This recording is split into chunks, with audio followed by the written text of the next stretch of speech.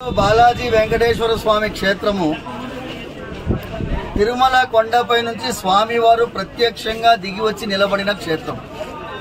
ఇక్కడ ప్రాధాన్యత వెంకటేశ్వర స్వామికి. తిరుమలలో ఏ నియమాలు వర్తిస్తాయో ప్రభుత్వ పరంగా చిలుకూరులో కూడా ఆ నియమాలు వర్తించాలి. తిరుమల కొండపైన ఒక జీవో ఇష్యూ చేశారు అప్పటి ప్రభుత్వం, ఉమ్మడి ఆంధ్రప్రదేశ్ ప్రభుత్వం. దాని పేరు దివ్యక్షేత్రం జీవో. అంటే ఈ 2 కిలోమీటర్ రేడియస్ లో కొత్తగా ఏ మత సంస్థ నిర్మాణం జరగడానికి వీల్లేదు. ఆ జీవోని ఇక్కడ అమలు పరచాలని కలెక్టరేట్ ని కూడా నేను ప్రార్థిస్తున్నాను. పోలీస్ యంత్రాంగం సహకరిస్తున్నది. అక్కడ నిర్మాణానికి ఏ ప్రయత్నము జరగకూడదు.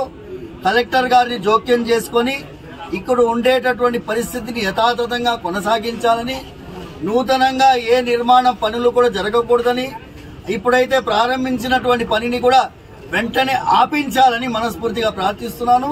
ఎందుకంటే దీనివల్ల లక్షలాది మంది, కోట్లాది మందికి ఆరాధ్యుడైనటువంటి వెంకటేశ్వర స్వామి క్షేత్రంలో మత ఘర్షణలు జరిగాతాయేమో అని భయంగా ఉన్నది.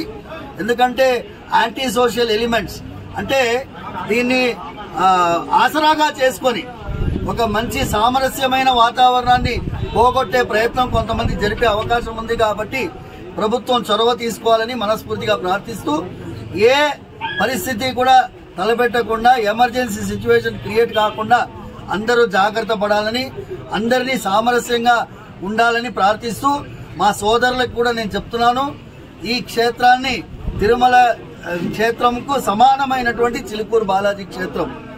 ఇక్కడ మేమందరం కూడా మత సామరస్యానికి ప్రతీకగా ఉండేటటువంటి ఈ క్షేత్రం, దీన్ని ఇలాగే కొనసాగించేటట్టుగా తోడ్పడాలని మా ముస్లిం సోదరుల్ని కూడా మేము ప్రార్థిస్తున్నాం.